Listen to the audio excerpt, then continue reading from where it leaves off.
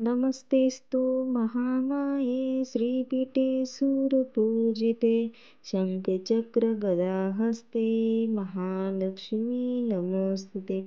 नमस्कार. श्री स्वामी समर्थ. सीमाच कॉर्नरमध्ये मी सीमा तुमचे अगदी मनापासून स्वागत करत आहे. स्वामी महाराज तुमच्या मनातील सर्व इच्छा आकांक्षा पूर्ण करोत ही स्वामींचरणी प्रार्थना. श्रावण महिना चालू आहे आणि श्रावण महिन्यामध्ये वैभव लक्ष्मीचे व्रत केले जाते. तर 11 किंवा 21 वैभवलक्ष्मी व्रत केले जाते. तर हा अधिक श्रावण महिना आहे. तर निश्रावण महिन्यामध्ये बरेच जण हे व्रत करणार आहेत. तर आजच्या व्हिडिओमध्ये मी तुम्हाला माता वैभवलक्ष्मीचे व्रत कसे करावे, त्याचबरोबर आपल्याला पूजेसाठी काय साहित्य लागेल, त्याचबरोबर व्रताचे नियम काय आहेत याबद्दल संपूर्ण माहिती सांगणार आहे. त्यामुळे व्हिडिओ अजिबात सुद्धा स्किप करू नका, पूर्ण पहा. त्याचबरोबर त्या शेजारी असलेले बेल आयकॉन देखील प्रेस करा आणि माझ्या चॅनेलला नक्की सबस्क्राईब करा. शुक्रवारचा दिवस हा देवी लक्ष्मीला समर्पित आहे. या दिवशी वैभवलक्ष्मी व्रताचं पालन केल्यास घरी सुख समृद्धी नांदते.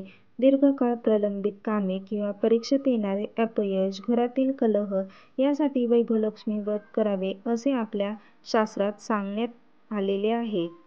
आपल्या हिंदू पंचांगानुसार प्रत्येक दिवस कोणत्या ना कोणत्या देवतेला समर्पित आहे. त्याचबरोबर श्रावण महिन्यामध्ये शुक्रवारचे व्रत हे देखील खूप पवित्र मानले जाते आणि शुक्रवार हा दिवस लक्ष्मीचा दिवस मानला जातो. शुक्रवारी माता लक्ष्मीशिवाय माता संतोषी आणि वैभवलक्ष्मीची पूजा देखील करण्यात येते.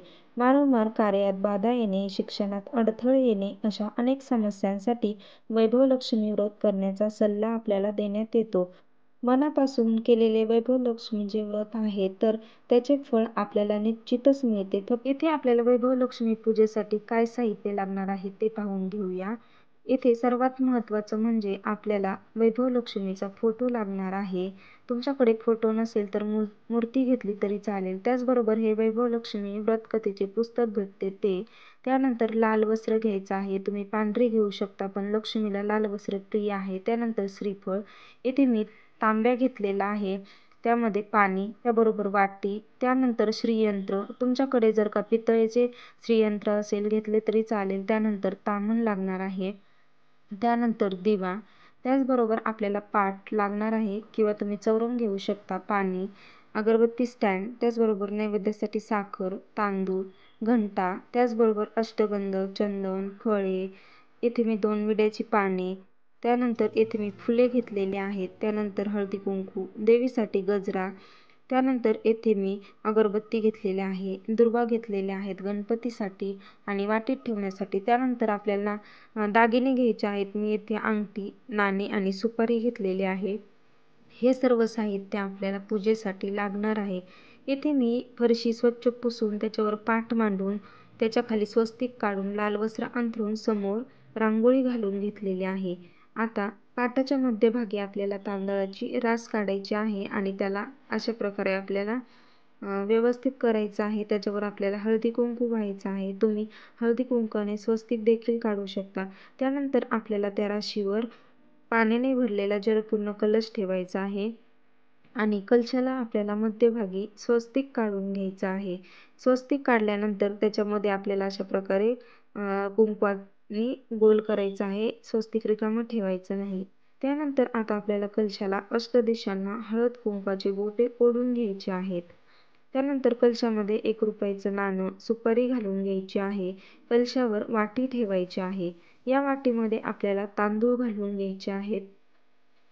त्यानंतर त्यामध्ये आपल्याला दागिने घालायचे आहेत, नाणं घालायचं आहे.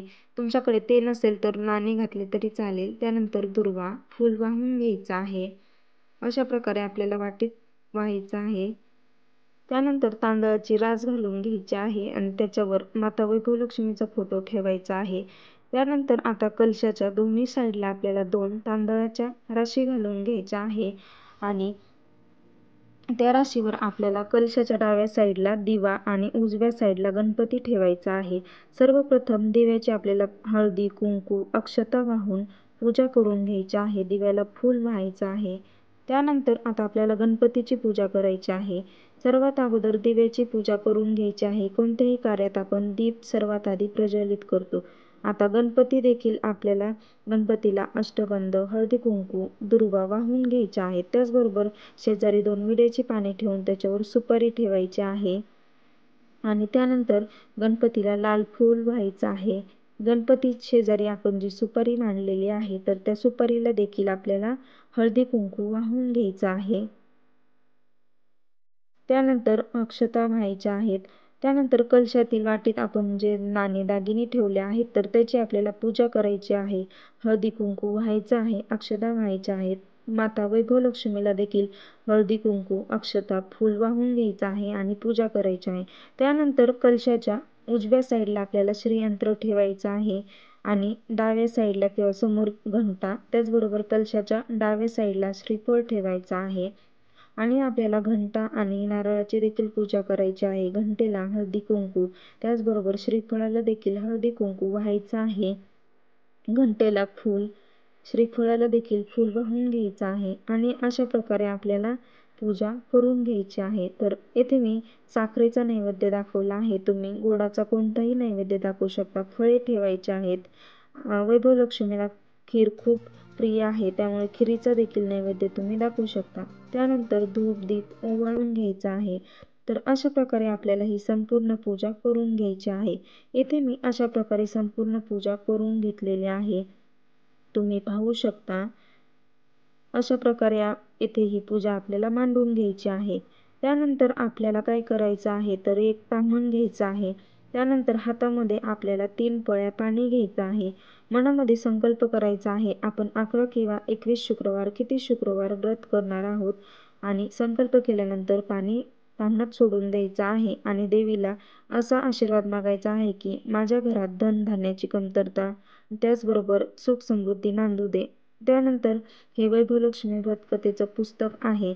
यामध्ये सर्व आपल्याला माहिती दिलेली आहे. व्रताचे नियम काय आहेत, कशा प्रकारे पूजा करावी, पूजेचं साहित्य, हे 8 आपल्याला महालक्ष्मीचे फोटो दिलेले आहेत. तर प्रत्येक ही महालक्ष्मीची जी रूपे आहेत, धनलक्ष्मी माता, ह्या सर्व फोटोंना आपल्याला हळदी कुंकू वाहून नमस्कार करून घ्यायचा आहे. त्यानंतर गजलक्ष्मी माता, ह्याला देखील हळदी कुंकू वाहून नमस्कार करून घ्यायचा आहे. आदिलक्ष्मी माता, ह्याला देखील हळदी कुंकू वाहून नमस्कार करून घ्यायचा आहे. तर अशा प्रकारे आपल्याला हे जे या पुस्तकामध्ये 8ही देवीची रूपे दिलेली आहेत, या सर्व रूपांना हळदी कुंकू वाहून त्यांचा नमस्कार घ्यायचा आहे. त्यानंतर हे व्रत कोणीही करू शकतो, पुरुष करू शकतो किंवा स्त्री करू शकतो. आपल्याला जेवढा संकल्प केला आहे तेवढे शुक्रवार आपल्याला 11 किंवा 21 करायचे आहेत. तर व्रत हे आपल्या घरीच करायचे आहे. जर का बाहेरगावी तुम्ही जाणार असाल, तुम्हाला अडचण असेल तर ते व्रत आपल्या उपवासामध्ये धरायचे नाही. तो उपवास सोडून द्यायचा आणि पुढचा उपवास पकडायचा. तर अशा प्रकारे आपल्याला हे व्रत करायचं आहे. तर हे पहा, या पुस्तकामध्ये आपल्याला संपूर्ण ह्या व्रताबद्दल काय काय नियम आहेत ते सर्व दिलेले आहेत. त्याचबरोबर आपल्याला पूजेसाठी काय काय साहित्य लागणार आहे ते देखील दिलेले आहेत. एकदम मनात भाव ठेवून हे व्रत करायचं आहे. पूजेची मांडणी कशा प्रकारे करावी, मंत्र कोणकोणते म्हणायचे आहेत, त्याचबरोबर लक्ष्मी स्तवांचा श्लोक देखील दिलेला आहे, तो म्हणायचा आहे. त्याचबरोबर इथे श्री महालक्ष्मी अष्टकम देखील दिलेले आहे, तर ते देखील म्हणायचे आहे. त्यानंतर आपल्याला या पुस्तकामध्ये श्री वैभवलक्ष्मी महात्म्याची व्रत कहाणी दिली आहे, ती आपल्याला वाचायची आहे आणि त्यानंतर आरती करायची आहे. आरती झाल्यानंतर आपल्याला सर्वांना प्रसाद द्यायचा आहे. तर ही पूजा आपल्याला संध्याकाळच्या वेळेस करायची आहे. तुम्ही 6 नंतर ही पूजा अशा प्रकारे मांडू शकता. तर जेवढ्या व्रताचा संकल्प केला आहे, 11 किंवा 21 तेवढे व्रत आपल्याला करायचे आहेत. आणि मनामध्ये जी इच्छा आहे तर ती इच्छा हे व्रत केल्यानंतर पूर्ण होतेच. त्यामुळे विश्वास ठेवून हे व्रत करायचे आहे. आपली इच्छा ही पूर्ण होणारच आणि मनापासून वैभवलक्ष्मीचे व्रत केलेले हे कधीच वाया जात नाही. त्याचे आपल्याला फळ 100% मिळते. त्याचबरोबर हे व्रत स्त्री पुरुष कोणीही करू शकतो, असा कोणताही नियम नाही. हा उपवास आपल्याला निरंकार करायचा आहे. जर का तुमच्या तब्येतीला झेपत नसेल तर तुम्ही फळे खाऊन हा उपवास धरला तरीही चालेल. त्यानंतर 11 किंवा 21 शुक्रवार आपण जेवढा संकल्प केला आहे तेवढे उपवास आपले पूर्ण झाल्यानंतर आपल्याला ह्याचं उद्यापन करायचं आहे. तर उद्यापन कसं करायचं आहे? 7 किंवा 9 सुवासिनी किंवा कुमारिकांना बोलावून हळदी-कुंकू देऊन त्यांना खीर आपल्याला प्रसाद म्हणून द्यायची आहे. आणि त्यानंतर वैभवलक्ष्मी व्रतकथेचं एक पुस्तक द्यायचं आहे. त्यानंतर आपल्याला त्यांना फळे द्यायची आहेत आणि लक्ष्मी स्वरूप मानून त्यांचा आशीर्वाद घ्यायचा आहे. तर अशा प्रकारे आपल्याला हे 11 किंवा 21 शुक्रवार पूर्ण करायचे आहेत. त्याचे उद्यापन करायचे आहे. तर अशा प्रकारे आजच्या या व्हिडिओमध्ये मी तुम्हाला माता श्री वैभवलक्ष्मीचे व्रत कसे करावे त्याची संपूर्ण माहिती, नियम सांगितले आहे. तर तुम्ही येणाऱ्या श्रावणपासून हे व्रत करा. तर कसा वाटला तुम्हाला आजचा हा व्हिडिओ ते मला कमेंट करून नक्की सांगा. आणि असे छान छान माहितीपूर्ण व्हिडिओज पाहण्यासाठी सीमाज कॉर्नरला नक्की सबस्क्राईब करा.